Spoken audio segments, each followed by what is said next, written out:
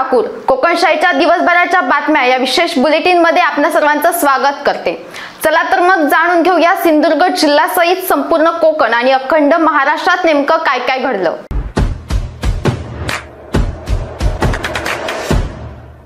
केंद्रीय मंत्री नारायण राणे जेव्हा महाराष्ट्र राज्याच्या सत्तेत होते त्यावेळी ज्या प्रकारे निधी आपल्या जिल्ह्यामध्ये येत होता त्याच पद्धतीने पालकमंत्री रवींद्र चव्हाण यांच्या कालावधीत निधी येत आहे। 2014 पर्यंतचा बॅकलॉग याच्या माध्यमातून भरून काढला जात आहे असे प्रतिपादन भाजपचे कुडाळ मालवण विधानसभा प्रभारी व माजी खासदार निलेश राणे यांनी कुडाळ रेल्वे स्थानकाच्या सुशोभीकरण भूमिपूजनावेळी केले।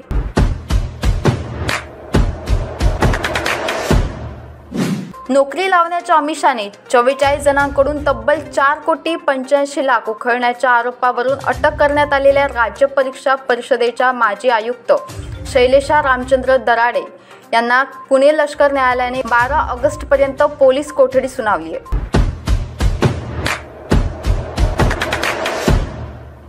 आंबडवे नालासोपारा एसटी गाडीचा अपघात झाला। आज सकाळी 9 वाजण्याच्या सुमारास घडलेल्या या घटनेत सावरी फाटा ते घोसाळे फाटा या दरम्यानच्या अंतरात नादुरुस्त रस्त्यामुळे चालकाचा गाडीवरील ताबा सुटल्याने गाडी रस्त्याशेजारी पलटी झाली। या गाडीतून चालक व वाहकासह 12 प्रवासी प्रवास करत होते। अपघात अतिशय गंभीर असला तरी सुदैवाने या अपघातात कोणालाही गंभीर इजा पोहोचली नाही। सावंतवाडी रोड रेल्वे स्थानकात काही मोजक्याच गाड्या थांबत असल्याने रिक्षा चालक व मालकांना मोठ्या समस्यांना तोंड द्यावे लागते। सावंतवाडी टर्मिनस जाहीर झाले असले तरीही अनेक गाड्यांना येथे थांबेच नसल्यामुळे स्थानिक प्रवाशांनाही कुडाळ येथे जावे लागते। त्यामुळे स्थानकातील रिक्षा व्यावसायिकांसमोर आर्थिक संकट निर्माण झाले असून सावंतवाडी स्थानकात जास्तीत जास्त रेल्वे गाड्यांना थांबा मिळवण्यासाठी प्रयत्न करा असे आवाहन रिक्षा व्यावसायिकांनी माजी आमदार राजन तेली यांच्याकडे केले।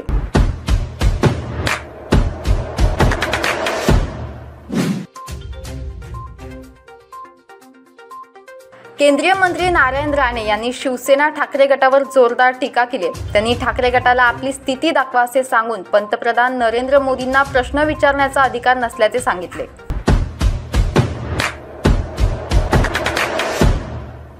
याबरोबरच कोकणशाहीच्या दिवसभराच्या बातम्यांमध्ये इथेच थांबतोय, पण तुम्ही मात्र दिवसभराचे अपडेट्स आणि ताज्या घडामोडी जाणून घेण्यासाठी कोकणशाहीचं YouTube चॅनल सबस्क्राइब करा, फेसबुक पेज लाईक करा आणि Instagram पेजला फॉलो करायला विसरू नका।